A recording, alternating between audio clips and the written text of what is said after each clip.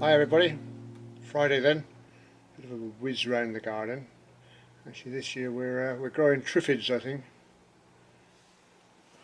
Right, matters arising then. This goes back then to our vlog of Bovington, the Tank Museum, to which Michael from Poland and Sumac MacArthur both responded, thank you, thank you. And an excellent vlog, especially the film from Bovington. Yeah, okay. James Weeks, actually, who's Sumac's friend, owner. I don't know how he styles himself really. Don't suppose you do either, James. Yes, right. Well, James said he's back to watching these films now on a Friday morning. He was staying up late on Thursday evening, but Sumac, our mascot, was snoring rather loudly the following day, so James has had to give that one up. Right, Peter Smith was at Bovington a couple of weeks ago. Coincidence, isn't it, Peter? Yeah, well done. Peter says, what a waste of human ingenuity to spend all these resources on killing machines. Yeah, there you go. We were talking on that vlog about a problem that we have with comments. I say we because Jim Nichols has the same problem. Simon the Hairy Golfer has the same problem. So it's obviously a YouTube issue then. Actually, Simon the Hairy Golfer is had a golfing channel, as you would expect, and it's quite good. You can perhaps have a look. He's a pretty fair golfer. Likes the odd rant, don't we all? Yeah, if you click on the Hairy Golfer in one of his comments, take you straight to his site. Worth a go. Right, last week's film then, the great car journey, the great British car journey, get it right. Not firing on all cylinders this morning. Right, and it provoked a heck of a lot of memories amongst people. Those old cars, well, we say old cars, they're not that old, are they?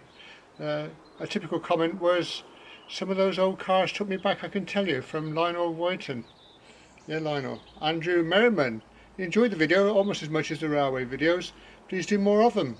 He said the comments left are almost as interesting as the video itself. I'm always saying that. Read the comments, guys. Some lovely comments on this channel, it really is. Michael from Poland, so that brought back some incredible memories. The song at the beginning by Jimmy the Snuzzle Durante made me laugh. Monte Carlo or Bust. That used to be the go-to film for one of my neighbours. Whenever they got together as a family, get the old DVD out, dust it off, and away we'd go. Lovely.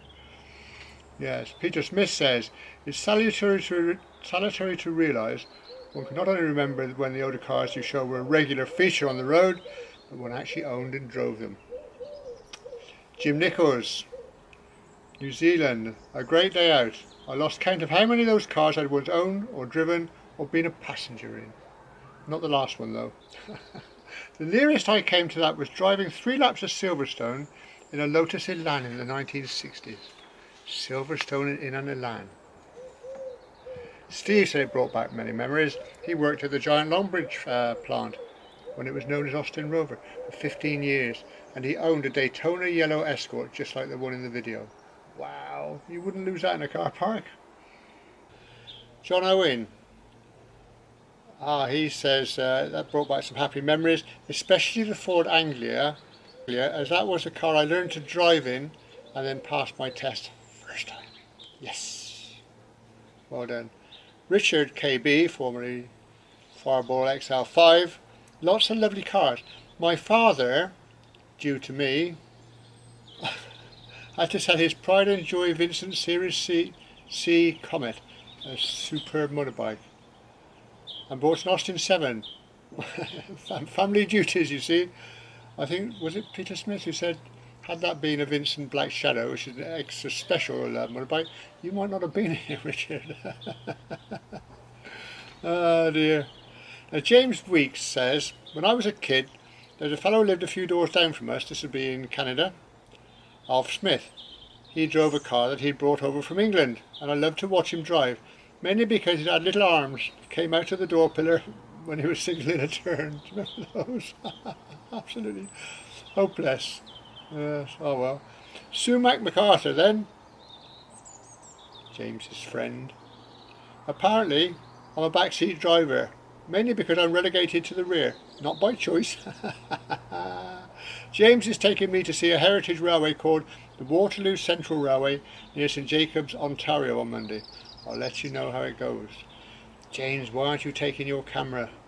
Let's all have a look. Oh well. Right, so next week then we're going back to railways. Actually, next 2 weeks we're going back to railways. And we're going to Bullow Pill, which is on the banks of the River Severn, on the same side as the Forest of Dean, and it was actually used as a main export place or a landing place to get to the Severn for many years. So we'll go down and see if there's anything we can see there. There's also a tunnel involved in this somewhere along the line, if we can get to see that. It had a very interesting career.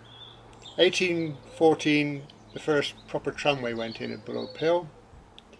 1823, it was joined by the Severn and Wye tramway. 1826, Forest of Dean Railway got amalgamated, and they also then removed the gates from the harbour, so I guess they were then transferring everything down to Lydney. But anyway, in 1851 it was amalgamated into the South Wales Railway. In 1854 GWR came along and made it all broad gauge, so they guys hardly let the dust settle from the one development before they started the next. Amazing. So we'll pop down and have a look at that. Sure to be something we can see, surely, I think. Anyway, we'll see. Film Club, Frost. Well, we're coming to the end of our little spell of warmer weather, I fear.